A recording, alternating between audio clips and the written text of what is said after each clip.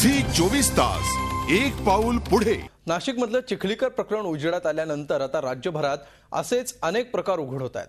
नागपुरात गैरव्यवहार प्रकरणी निलंबित असलेल्या उपअभियंत्यानं त्याच्या मुलालाच पीडब्ल्यूडी विभागातील कंत्राट दिली आहेत असा आरोप केला भाजप नेते किरीट सोमय्या यांनी। तर नातेवाईकांना विभागाचं कंत्राट मिळवून देण्याचा हा प्रकार नवा नसल्याचं सांगत कंत्राटदारांनीही त्यांच्या आरोपाला दुजोरा दिलाय।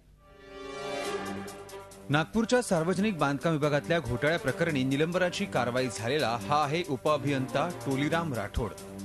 लाचखोर टोलीराम राठोडनं आपल्या मुलाच्या कंपनीला सार्वजनिक बांधकाम खात्याचं काम दिल्याचा आरोप भाजप नेते किरीट सोमय्या यांनी केलाय।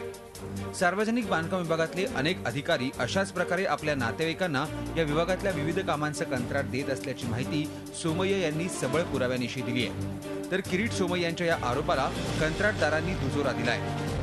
हा उपअभियंता असतानाही कार्यकारी अभियंत्यांना अतिरिक्त भार देण्यात आला होता। ह्या सगळ्या बोगस बिल काढण्याबद्दलच त्यांनी करोडो रुपयाचे बोगस बिल त्या काळात काढलेले आहे। असा हा भ्रष्ट अधिकारी आज विलंबित आहे।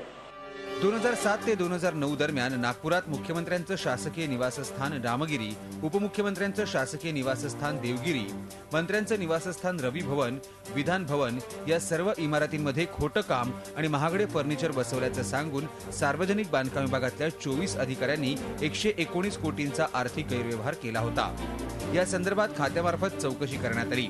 या चौकशी अंतर्गत दोषी आढळल्यानं एकाच वेळी सार्वजनिक बांधकाम खात्याच्या 24 अधिकाऱ्यांना निलंबित करण्यात आलं होतं। त्यात टोलीराम राठोड या उपअभियंत्याचा समावेश आहे। आपल्याला वरिष्ठांना हिस्सा द्यावा लागतो ही तक्रार कनिष्ठ अभियंते आपल्याकडे नेहमी करत असल्याचा दावा याचिकाकर्त्यांनी केलाय। रामगिरी, देवगिरी आणि रविभवन कॉटेजमध्ये एक बऱ्याच मोठ्या म्हणजे मंत्र्यांच्या हस्तकांनीच पुरवठा केलेला होता, पण त्याचे बिल जे काढायसाठी यांनी राठोड हा उपविभागीय अभियंता असताना सुद्धा त्याला कार्यकारी अभियंत्याचा चार्ज दिला होता। त्यावेळेस ते सुमारे 3 कोटी रुपयाचे फर्निचरचे बिल काढलेले होते। किरीट सोमय्या यांच्या आरोपाला कंत्राटदार संघटनेनंच दुजोरा दिला असल्यामुळे भ्रष्टाचाराची पाळंमुळं किती खोलवर रुजली आहेत ते समोर येतं। मात्र आता तरी राज्य सरकार काही भूमिका घेतंय का याकडे सगळ्यांचं लक्ष लागलंय। अखिलेश हळवे, झी मीडिया, नागपूर। झी 24 तास एक पाऊल पुढे।